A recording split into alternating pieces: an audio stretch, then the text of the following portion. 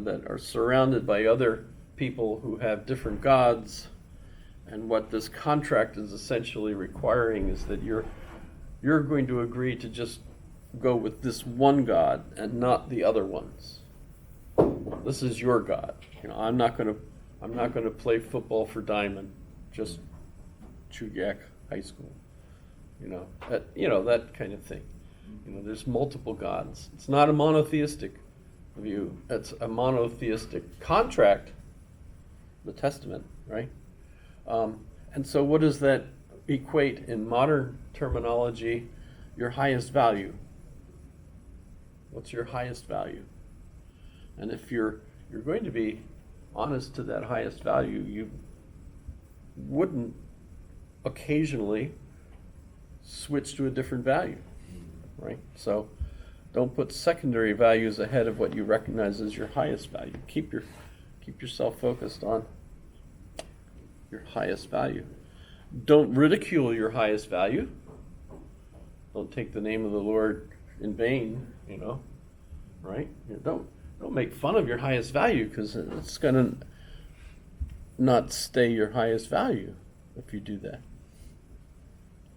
It'll be weakened by other values, right? Take some time, at least once a week, to spend appreciating your highest value. That's you got to keep it in your life, and that's practically speaking very good for you, that you take time to appreciate your highest value. Psychologically, it's good for you, and as a community, it's good for you. Especially when we talk about people like Charles Murray, who will argue that what keeps a community together and successful are four main things. One, that people are honest, that they're industrious, that they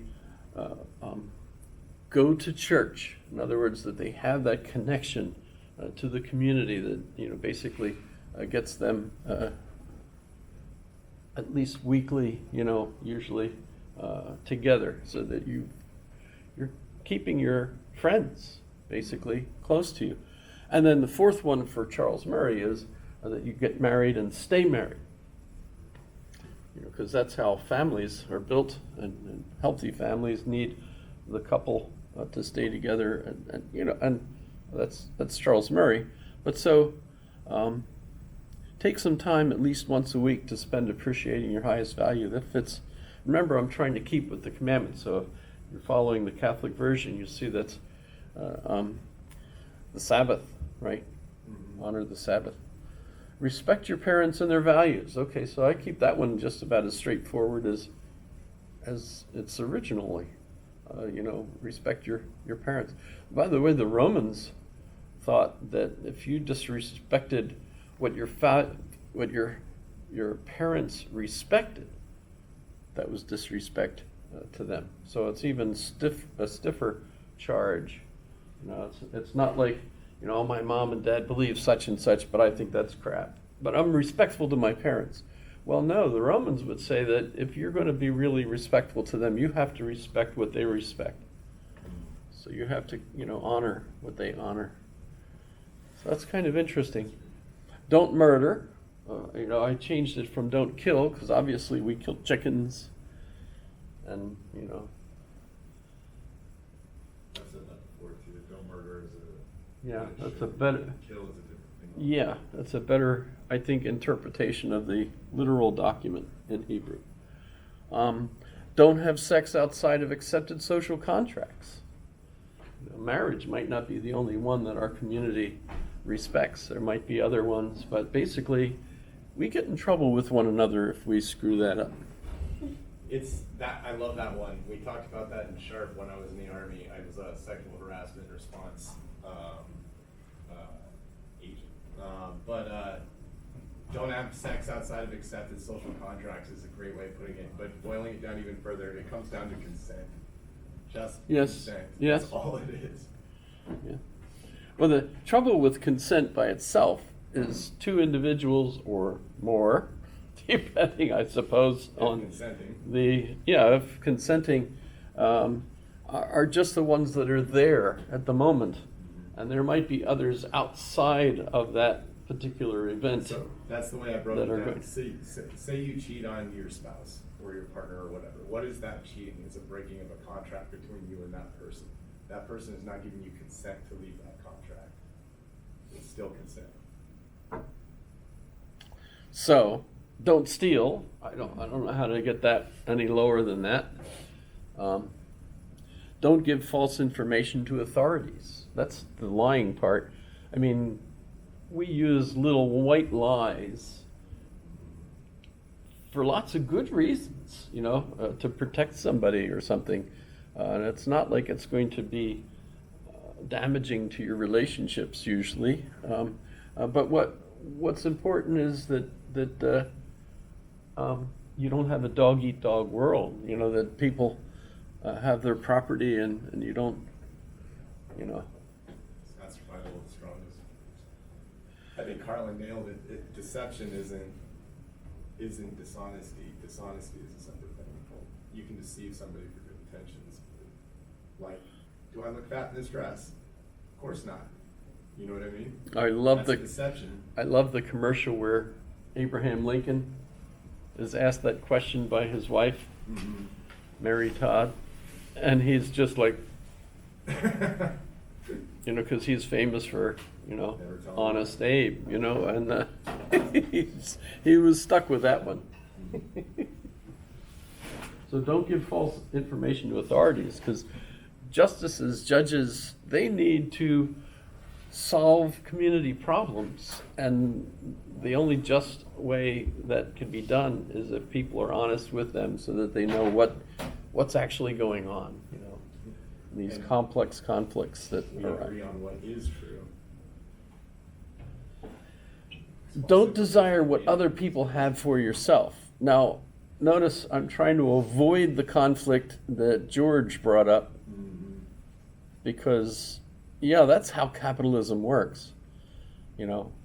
Oh man, what a nice car. I really want one of those. Well, I don't want yours. I'm not going to steal yours, but thanks for showing me such a neat new toy. I'm going to go get one myself, so. Actually, I'm not going to buy a Tesla. Not for here. Now, if I lived somewhere warmer, maybe, it might make sense, especially if there were enough charging stations around and I wasn't really planning on going on a long trip. But here, if I go to Homer, I'm going to be stuck in the Kenai Mountains. It's just not going to work, right?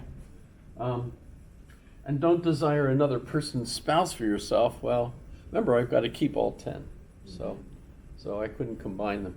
But now, the thing is, he presents this, and George Carlin presents the 10 Commandments and reduces them. And George Carlin, we think of as a comedian or a comic. I asked that quiz question, and one person responded, well, my favorite comic is Snoopy. I was like, oh, yeah, I see what you did there. But so, in a sense, this is serious stuff, because what he's talking about is what makes a society tick. There is some humor in it, but what is it? And I don't think the audience laughed. I think they were like cheering him. So I'm not sure if that particular effort of his would fit. I'm not sure what we could do to criticize it and say it's tickling our funny bone because he's solving a problem. And we're relieved that the problem is solved, and my mind is stimulated to laugh in response to the problem solved. Maybe a little of that. So that's a pretty difficult issue to analyze, I guess, in terms of the argument that comedy or jokes are fallacious arguments. Remember, there's a lot of fallacious arguments that are not comic. So the question it really becomes, at what point do fallacious arguments become funny? And that's where my actual impulse is to say, well, they're intended to be funny, and we know it, right? You know, you're not lying to me, and then I laugh at you because I see through your lie, although I might do that too. You know, when someone says something absolutely stupid, even though they're serious about it, I might still laugh. You're kidding me. Yeah, consider Matt the source Gates? too, right? You go to a comedy show, you expect to laugh, and this has been studied before too. You go to a comedy show, you expect to laugh, and you're far more likely to laugh than if you're told the same jokes by a different person on the street. I was talking though with a friend, because I do that, you know, and I have friends. And we were talking about this issue, and what popped up was the idea of slapstick. You know, we laugh at pie in the face. We specifically talked about that. In fact, I was thinking about Charlie Chaplin movie where everybody's at a dress event in tuxedos and beautiful gowns, and they end up in a food fight, you know, where they're all throwing the whipped cream type pies that, you know, they're designed just for that, you know, and everybody's acting shocked, you know, they get hit by a pie in the face, and they get mad and throw other pies back, you know. So we laugh like heck, at least people used to. I don't know, is that stuff funny anymore, or is that so old that nobody laughs anymore at that stuff? I think people still like slapstick. It's all over Snapchat, trust me. They just don't know that's what they're looking at. But that's not an argument that's fallacious.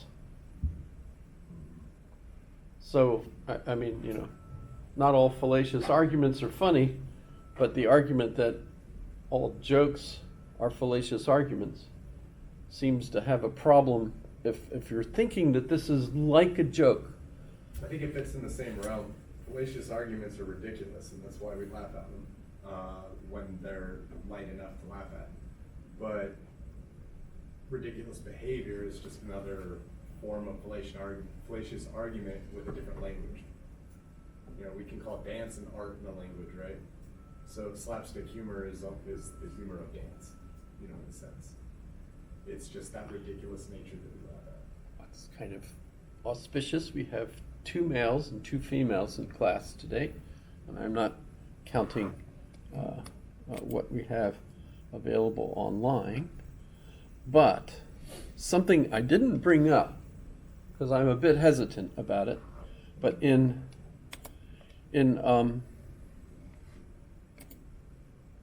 I got lost.